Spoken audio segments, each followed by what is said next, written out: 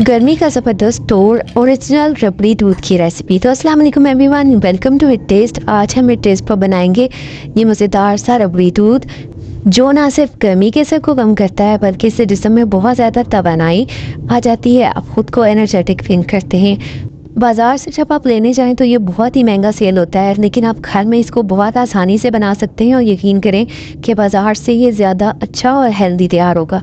तो जल्दी से स्टार्ट करते हैं। इसके लिए सबसे पहले तुखमलंगा लेकर उसको मैंने पानी में भिगो दिया था, और अब एक पैन जिसमें हमें रबड़ी दूध तैयार करना है उसमें हम सबसे पहले चीनी को कैरमलाइज़ करेंगे। अच्छा, ये 1 लीटर दूध के लिए मैंने पौना कप चीनी ली है। बाकी अगर आप टेस्ट के अकॉर्डिंग चीनी को कम ज़्यादा करना चाहें तो वो आपकी मर्ज़ी है। अच्छा, अब देखें थोड़ी देर बाद चीनी इस तरह मेल्ट होना शुरू हो जाएगी। आपने आंच को बिल्कुल स्लो रखना है।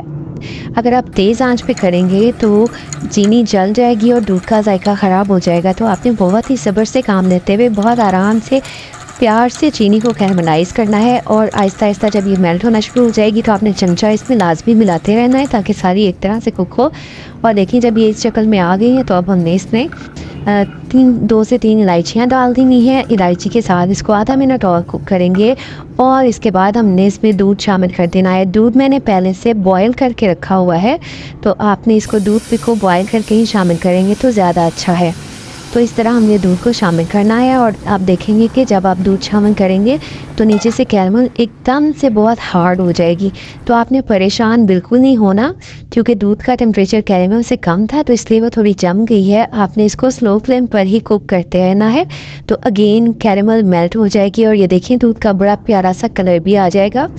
अब हमने इसके साथ दूध को कुक करना है तकरीबन इतनी देर कि जो 1 लीटर दूध है उसमें से एक हिस्सा कम हो जाएगा, यानी अगर 4 ग्लास दूध था तो 3 ग्लास दूध रह जाएगा। तो आपने इसको गाढ़ा होने तक कुक करना है, इसी से इसका टेस्ट निकलेगा। तो जब तक दूध कुक हो रहा है हम एक और स्टेप करेंगे कि आधा कप दूध ले लेंगे और उसमें 1 टेबल स्पून वनीला कस्टर्ड को मिक्स करके रख लेंगे।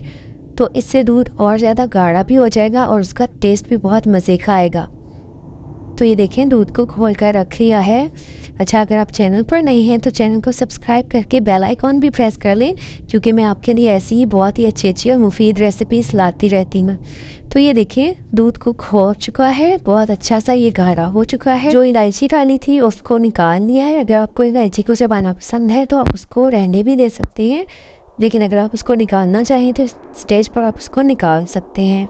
अब दूध बिल्कुल अच्छे से कुक हो चुका है और रिड्यूस भी हो चुका है। अब हम स्टेज पर इसमें जो हमने कस्टर्ड भून कर रखा था उसको शामिल कर देंगे, और थोड़ा कस्टर्ड शामिल करके मैंने इसको अभी हिला लिया है ताकि कोई भी लम्स वैसे बनेंगे नहीं, लेकिन फिर भी एहतियातन मैंने इसको 2 दफ़ा में शामिल किया है। मज़ीद इसको 8 से 10 मिनट कुक करेंगे ताकि ये अच्छा सा और गाढ़ा हो जाए।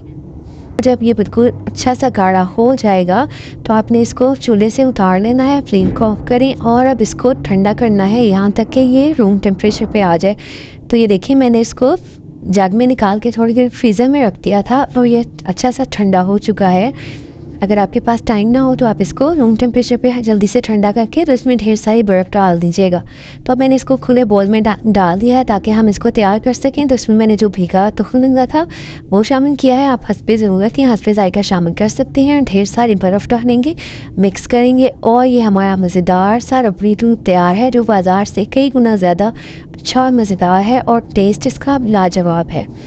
तो आई होप आपको आज की रेसिपी ज़रूर अच्छी लगेगी, और अगर आपको अच्छी लगी है तो इसको ज़रूर लाइक करें, शेयर करें और चैनल को सब्सक्राइब करना मत भूलें। Stay blessed, stay healthy.